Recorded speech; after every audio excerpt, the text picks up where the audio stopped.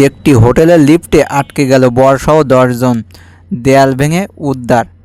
জানা যায় শুক্রবার ৯ জানুয়ারি বিকালে কিশোরগঞ্জ শহরের স্টেশন রোড এলাকায় খান টাওয়ারে অবস্থিত হোটেল শেরাটনে এই ঘটনা ঘটে।